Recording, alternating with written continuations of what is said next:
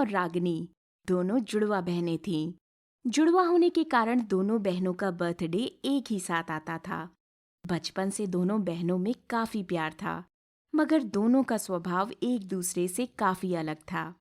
मोहिनी जहाँ पैसों से काफी प्यार करती थी, वो आए दिन अपने लिए नए कपड़े, नए गहने लिया करती थी। वहीं दूसरी तरफ रागिनी अपने पैसों को घर के कामकाजों में खर्च कर देती थी। माँ, ये लो मेरी सैलरी, आप रख लो, घर के खर्च पर काम आएगी। वैसे भी आपको पापा की दवाई भी लेनी है। रागिनी बेटा, तू हमारा कितना ख्याल रखती है। तभी मोहिनी वहां पर आ जाती है। आज तू फिर शॉपिंग करके आई है? अभी तो तूने पिछले हफ्ते शॉपिंग की थी।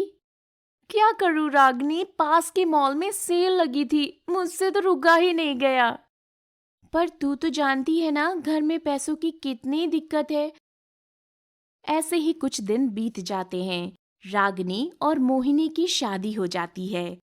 रागिनी की शादी संजीव से हुई थी, जो एक साधारण परिवार से था, मगर वो स्वभाव का काफी अच्छा था। वहीं दूसरी तरफ मोहिनी की शादी हर्ष नाम के लड़के से हुई थी, जो अमीर घर से आता था। शादी के बाद मोहिनी और हर्ष अपनी बड़ी सी हवेली में अकेले ही रहा करते थे। ओह वाह, ये कितनी बड़ी हवेली है और ये गार्डन कितना बड़ा है। कितने सारे नौकर चाकर हैं यहाँ पर। मैं कितनी अमीर हो गई। अब तो मैं हर चीज खरीद सकती हूँ, जो मैं पहले नहीं खरीद सकती थी। मुझे तो लग रहा है मैं किसी सपने में जी रही हूँ। वहीं दूसरी तरफ रागिनी और संजीव अपने छोटे से घर में काफी खुश थे। रागिनी और संजीव दिन भर अपनी जॉब करते और रात में एक दूसरे के साथ समय बिताते।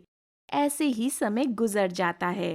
हर्ष, चलो ना, आज कहीं बाहर खाना खाने चलते हैं। मैं इतने बड़े घर में अकेले रह रहकर बोर हो गई हूँ। शादी के बाद तुमने मुझे जरा भी वक्त नहीं दिया है। तुम तो जानती हो मोहिनी, मेरे पास कितना ऑफिस का वर्क रहता है, मैं कितना बिजी रहता हूँ। अगर तुम्हें जाना है तुम अकेली चली जाओ। ऐसे ही दिन बीत जाते हैं और एक दिन रागिनी मोहिनी का हाल चाल जानने के लिए उसे कॉल करती है। हेलो, कैसी है तू मोहिनी? मैं तो एकदम बढ़िया हूँ। तू तो जानती है, मेरी ससुराल में मुझे जरा सी भी फुर्सत नहीं मिलती। आए दिन शॉपिंग पार्टी में जो बिजी रहती हूँ। मेरे पति तो मुझे एक पल के लिए भी बोर नहीं होने देते। अरे वाह मोहिनी, भगवान करे तू ऐसे ही हमेशा खुश रहे। वैसे तू बता, तू खुश है ना अपने गरीब पति के साथ? मोहिनी, तुम्हें किसी की गरीबी का मजाक नहीं उड़ाना चाहिए। वैसे मैंने तुम्हें फोन किया था कि तुम्हें याद दिला सकूं कि अगले हफ्ते हमारा बर्थडे है और माँ हर साल की तरह इस साल भी हमारे लिए केक बनाएंगी और छोटी सी पार्टी रखेंगी। तो आएगी ना?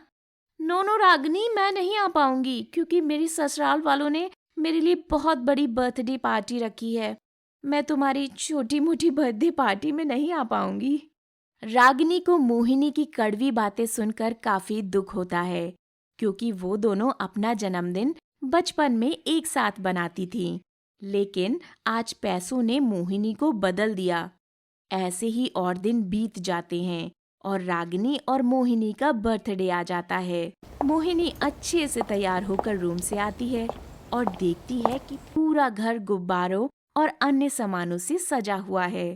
वाह! आपने कितनी अच्छी मेरी बर्थडे पार्टी की तैयारी की है। और ये केक तो देखो जरा कितना बड़ा है। ठीक है, चलता हूँ। मगर आप कहाँ जा रहे हैं? आप मेरी बर्थडे पार्टी में नहीं रहेंगे? नहीं, मुझे थोड़ा ऑफिस का काम है, इसीलिए जाना ज़रूरी है। वैसे तो तुम तो हमेशा से ही बस बड़ी पार्टी चाहती थी, तो ये लो क्रेडिट कार्ड, अपने लिए गिफ्ट खरीद लेना। मैं चलता हूँ। ये भी अब चले गए। अब अपनी बर्थडे पार्टी ऐसे अकेले कैसे बनाऊंगी? केक कट करके मैं किसको खिलाऊंगी? मोहिनी को हमेशा से ही महंगी चीजों और पैसों से प्यार था। आज उसके पास वो सब था, मगर ये सब होने के बाद भी वो खुश नहीं थी। शायद मुझे रागिनी के साथ ही मिलकर बर्थडे मनाना चाहिए था। इतना कहने के बाद मोहिनी फौरन अपने घर आती है और रागिनी से माफी मांगती है और अपने परिवार वालों के साथ अपना जन्मदिन बनाती है। धन जरूरी हो सकता है, मगर परिवार से बढ़कर नहीं।